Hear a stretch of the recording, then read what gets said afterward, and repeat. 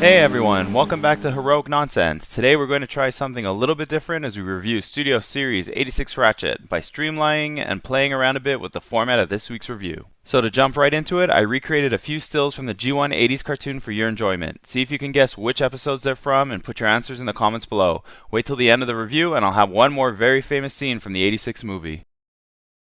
Now let's review this awesome figure. We have the same type of packaging that we've come to expect from Studio Series with a nice G1 inspired image of the Autobots' most famous Chief Medical Officer, Ratchet. Two things I really like about the Studio Series packaging. One is the side art, which I think looks great together with the other 86 boxes in case you ever want to display them this way. And two, the great cartoon displays that they come with. In this case, the Autobot ship that Ratchet was on at the beginning of Transformers the movie. You can set up the angle just right and you get a great shot of him trying to hold off the Decepticons. Let's see this figure now, starting with a nice 180 view. Personally, I think this guy looks great. Feels very premium based on his clean finish and also when he's in your hand. If you want to see what I mean, hold him at the same time as War for Cybertron Ratchet and you'll instantly feel the difference. No real empty spaces on him other than on his forearms, but not really noticeable when displayed. Would have been nice not to have the side kibble on his legs, but again, it's not too bad given the type of figure. From a close-up, you can see he has a blue clear windshield for his chest, those great Autobot medic symbols on his arms, and some nice detailing and silver paint for his face. Finally, to complete his look, two cool blasters, and if you like Studio Series 86 Ironhide, you'll definitely dig this guy. Now let's see how he looks all transformed into his ambulance mode, which is based on an old C120 Nissan Cherry Vanette, otherwise known as a Datsun C20. Look it up to see something really vintage. From a front view, he looks pretty cool. There's not a lot of colors, but that allows the Autobot symbol and ambulance lights to pop. Again, holding it in your hands, you can feel how premium this feels compared to older offerings. Side view looks great. The hinges bug me a bit, but the nice detailing on the wheels, clear blue windows throughout, and overall nice look of the van counter those initial feelings. The back could use some detailing, but given that it's an ambulance, you can pretend there isn't supposed to be a window there. Plus, his lasers become two rad-looking exhausts, which I thought was clever. Alright, transforming time. Alright, so we're going to start with lowering down his windshield, which hides the front part of his roof nicely. And then there's these two small tabs that need to be unfolded from the sides, which forms part of the front windows. Then just push his head down into his chest like this, and then lower the front bumper on his backside. Next, we're going to open up the arms 180 degrees. For me, this was the most challenging part until I got the feel for it. So here's a hint. Keep the shoulder symbols facing up and push the shoulders into place until they feel flush against his back. Play around a bit with it and you'll see what I mean. This is important for later, so better get to it right now. Now tab his lower arms together, and it doesn't really matter what direction they're facing for the moment. And then just lower his fist down. Next step is simply to close up the front and ensure the front bumper is pushed all the way down so you can pull up on the chest and swivel it 180 degrees. Another hint, keep that bumper pushed down all the way and don't hold on to the red portion of his waist because you want that upper body swiveling only. Once everything is lined up, you can just push the front bumper into place, but it doesn't need to click in yet. And we can then move to the legs. Okay, so here we're going to start unfolding these side flaps. Hint 3, keep them open like this for the whole transformation from this point on. You can move these panels backwards and forwards, but don't fold down the upper window again. Pull down on his feet like this, and then unfold the back panel again for each foot individually. And then finally open up his back windows. Next, lift up these two flaps on his front legs and push the entire back portion into place one at a time. You'll see that this back panel fits into these nifty little grooves on the side, and then just do the same thing for the other leg.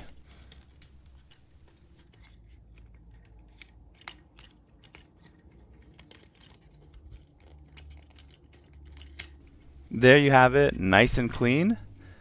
And that makes it really easy to just take these two transformed legs and click them together tightly.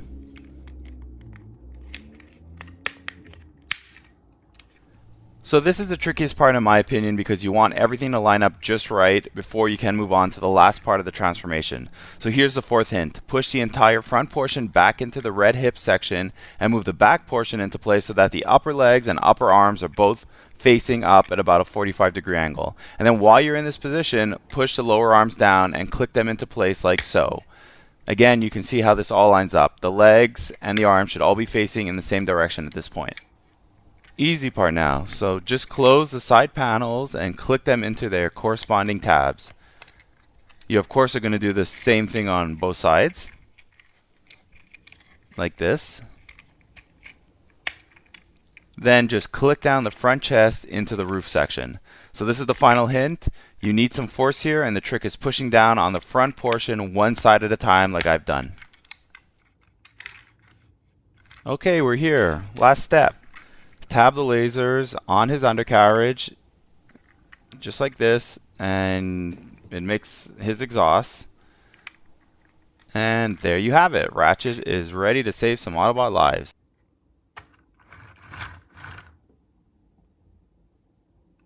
Now that we're done the transformation, this section is going to look at his size and scale compared to some other toys from the recent Transformer lines, as well as one oldie but goodie. If you have Studio Series 86 Ironhide, then you'll know he is essentially the same figure, but boy do they look great together. You can even set them up in some really nice displays with the two of them, and the trucks look really nice together as well.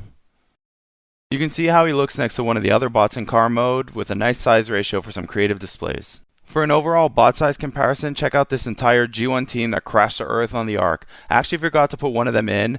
Leave a comment if you know who it is. You'll probably need to look at the second image at the start of the video to see them all though.